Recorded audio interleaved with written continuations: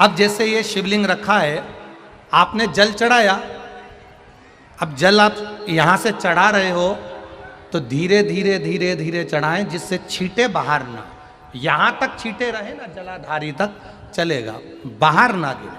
और एक बात का स्मरण रहे, यदि बेलपत्री, फूल, पत्ती जल चढ़ाने के बाद ये सब अगर नीचे गिर जाए, जलाधारी पर गिर गया या नीचे उतर गया, तुम्हारा पूरा जल चढ़ जाए, तुम्हारे पास में चंदन नहीं है, अबीर नहीं है, गुलाल नहीं है, कुछ भी नहीं हो, तो भी अपने हाथ की 3 उंगलियों से रेखा 3 खींचकर और फिर जो माला आदिक भगवान की रखी थी उसी से भगवान का वापिस पूरा श्रृंगार कर कर फिर वापिस आइए, भगवान को पूर्ण श्रृंगार।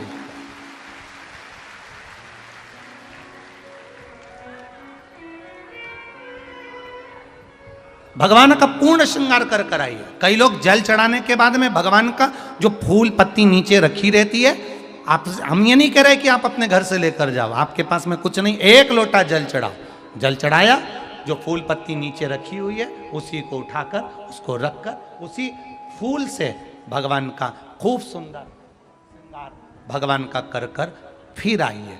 क्यों? शिव का जब हम श्रृंगार कर कर आते हैं, माता पार्वती जी ने देव अधिदेव महादेव का श्रृंगार किया है, आप लोगों के स्मरण में होगा। राम जी ने माता जानकी का श्रृंगार किया है। रामचरित सुनिए कथा, रामायण सुनिए, आप लोगों ने रामायण सुनी होगी, तो उसमें माता बैठी हैं शिला के ऊपर और भगवान राम उनका श्रृंगार कर रहे हैं, एक कौवा आता है वो चोंच मार कर जाता है, ये सारा वृत्तांत आप लोगों ने श्रवण किया है। तो राम जी माता सीता का श्रृंगार करते हैं, भगवान कृष्ण राधा जी का श्रृंगार करते हैं।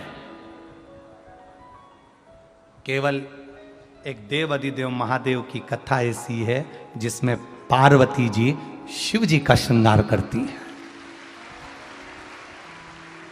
शिव का श्रृंगार किस लिए? क्यों? कहा जल चढ़ाने के बाद वहीं पर पड़ी हुई पत्ती से, फूल से, जो चढ़े हुए फूल हैं, चढ़ी हुई पत्ती है, चढ़ा हुआ निर्माल्य है, जो भी शिव जी का है, उसी को धोकर वापिस भगवान का श्रृंगार कर कर आना चाहिए। किस लिए? कि हे भोलेनाथ, जब मैं इस संसार सागर से जाऊं, अखंड सुहाग लेकर पूरी श्रृंगार कर कर इस धाम से जाऊं, ऐसी कृपा बना। जो पढ़ाओ, जो पढ़ाओ, चंदन नहीं है, हाथ से चंदन का स्मरण होना चाहिए। नहीं है हमारे पास लगाने को रोली, मोली, चंदन, जो भी आपके पास में, अबीर, गुलाल नहीं, अपने मन का गुलाल लगाइए, अपने मन का हृदय से दिल से रिझाने का प्रयास। ले जा बाबू, ले जा, दिल से चढ़ाइए। और जब भाव से, दिल से आप आनंद के साथ देव अधिदेव महादेव का आप पूजन करो, उसमें गलती ना हो, गलती।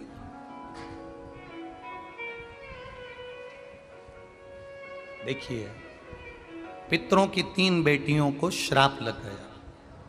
श्राप क्या लगा? तुम्हें पृथ्वी पर जाना पड़ेगा, मृत्यु लोक में जाना पड़ेगा, और तुम्हें मृत्यु लोक में जन्म लेना पड़ेगा। मृत्यु लोक में जाना पड़ेगा और तुम्हें जन्म लेना पड़ेगा। अब दुख आ गया। पितरों की बेटियां, इन्होंने पूछा हमारा भी कल्याण हो और पितृलोक में जितने पितर आए उनका भी कल्याण हो। जो अधोगति में, जैसे हमारी गति बिगड़ी है, हम अभी युवान अवस्था में हैं, आपको चोट लगी, आपने हमको श्राप दिया, मान लो कोई अधोगति में प्राण छोड़कर चला जाता है, उसका उद्धार कैसे हो? सनकादि ऋषि से पूछ रही, आप कृपा करो, आप दया।